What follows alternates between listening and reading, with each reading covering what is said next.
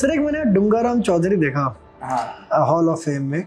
डूंगाराम चौधरी ना जेई के वर्ल्ड में बहुत फेमस है और आपने तो उसको असल में देखा है, तो सर डूंगाराम चौधरी के बारे में बताओ ना थोड़ा। नहीं सर, मैं तो जब बंसल में 2003 में आया था तो पहले पास आउट हो गए थे, लेकिन इन कोटा में पढ़े थे तो पहले ये जेई में इन्होंने रिपीट किया था। तो जो रिपीट किया था तो बंसल सर ने मुझे बताया था कि बड़ा इंटरेस्टिंग केस हुआ था। नितिन सर ने उनको पढ़ाया था मेरी याददाश्त के हिसाब से।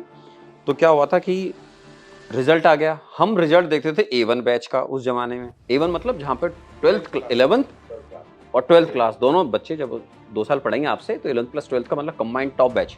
2 ईयर प्रोग्राम जो दिल्ली में बेस्ट तो लगे रिशफलिंग होती थी, अच्छे मार्क्स वाले बच्चे टॉप बैच में आते चले जाते थे। A1 बोलते थे हम उसको। उसका रिजल्ट देख लिया। अब उसका रिजल्ट देखने के बाद हमने X1 जो बैच था उसका सर ने रिजल्ट नहीं देखा, जैसा सर ने मुझे बताया था, नहीं देखा उसका। अरे ड्रॉपर की रैंक आएगी नहीं, अपेक्षा ही रहती है टॉप रैंक नहीं होगी, ऐसा पता ऐसा टॉप रैंक नहीं आएगी। केवल देख लिया टॉप रैंक। लेकिन उस जमाने में कहता था कि जब रैंक फर्स्ट आती थी तो वो किसी पुलिस पास में कोई थाना वाना था, कोई पुलिस के थ्रू इन्फॉर्मेशन वायरलेस पे गई कि भाई तुम्हारे डिस्ट्रिक्ट में किसी बच्चे ने टॉप किया, फिर वहां से होता मालूम चला तो सर बता रहे कि नेक्स्ट डे पता लग रहा है कि टॉपर बच्चा अपने आता है। सर ये समझाओगे पुलिस और ये क्या चक्कर है?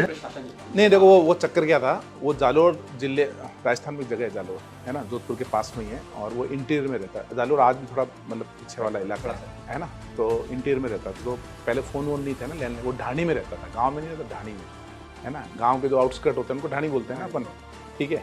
अच्छा गाँव का भी आउटस्कर्ट कुछ होता है? हाँ गाँव का आउटस्कर्ट ढाणी। तो जैसे है ना, जैसे ऐसे मतलब कास्ट वाइज भी बहुत होती है, बिश्नोई की ढाणी, जाटों की ढाणी, राजपूतों की ढाणी नहीं होता है, या किसी नाम से होती है ढाणी, है ना। तो उसका क्या हुआ कि उसको पता चल गया कि बंसल को पता चल गया कि फर्स्ट आ गया, है ना, कि रिपीटर बैच से फर्स्ट आया हिंदी मीडियम का AR1 डूंगाराम चौधरी। हिंदी मीडियम में बच्चा? ठीक है। तो उसको कॉन्टैक्ट कैसे किया जाए, तो कॉन्टैक्ट करने का तरीका ये अपनाया गया कि सर ने कोटा SP से रिक्वेस्ट किया कि भाई ये उसका एड्रेस है। तो यहाँ से कोटा SP ने पता लगाया तो जालोर SP को फ़ोन किया।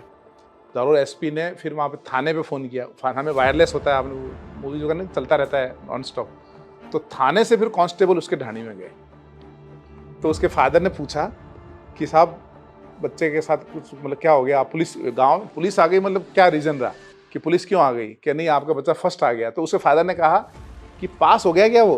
कि नहीं फर्स्ट आया है, वो पास हो गया। अभी ऑल इंडिया रैंक में, ऑल इंडिया रैंक 1। फिर वो लास्ट मैंने लिंक्डइन पे देखा था, ओरेकल में था वो, ओरेकल में पूरी लास्ट मतलब पुलिस प्रशासन की हेल्प से रैंक 1 पता लगी थी उस बच्चे को। तो मुझे थोड़ा भूल गया था, सर ने करेक्ट कर दिया। सर एक सवाल है, जैसे रैंक 1 ये मुझे थोड़ा मिस्ट्री समझ नहीं आई। बंसल सर सब खोज रहे होंगे, सारे पूरा कोटा खोज रहे होगा, यार है कौन, ऐसा ही होगा। फिर क्या हुआ, फिर कैसे पता चला कि डूंगाराम चौधरी हो? देखो रिजल्ट पहले 100 का छपता था, पहले रिजल्ट डिजिटल मीडिया नहीं था ना, प्रिंट ऐड आता था। प्रिंट ऐड में टॉप 100 के फोटो छपते थे। टॉप 100 के बच्चे 12th के बैच से होते थे, A1 बैच से। रिपीटर से आज तक AR1 नहीं है, डूंगाराम पहला बच्चा था। तो A1 का रिजल्ट देख लिया तो और उनका रिजल्ट का प्रिंट करवा दिया, फोटो छप गई। अब बाकी बैच का देख रहे हैं, A2 का देख रहे हैं, A3 का देख रहे हैं, X1 का देख रहे हैं, X2 का देख रहे हैं। तो अब पता चला कि नहीं यार वो X1 से फर्स्ट आ गया एक बच्चा।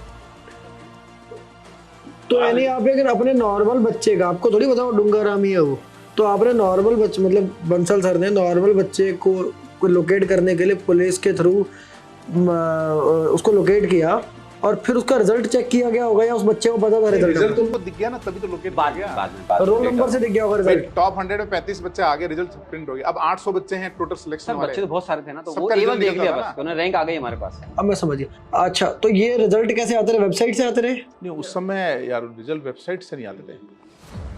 वेबसाइट तो उस समय नहीं था मेरे हिसाब तो से। अखबार में आते रहे? कैसे? मैं समझ गया। तो ये चक्कर है कि हमें पता चल भी चुका था कि डूंगाराम का रिजल्ट है, उसको भी ढूंढना पड़ेगा। और रोल नंबर वगैरह से आपने ये तो पता लगा लिया था कि कौन सा। ओके, फॉर्म में एड्रेस होता है, डिटेल होता है बच्चे की। इस केस के बाद बड़ी इंटरेस्ट में बता रहा हूँ आपको कि फिर हम 13 का जो हमारा टॉप बैच था उसका हर साल रिजल्ट, कि मैं इसके डूंगाराम चौधरी के बाद में आया था, पास आउट होने के बाद 2003 में बंसल क्लास से आया था।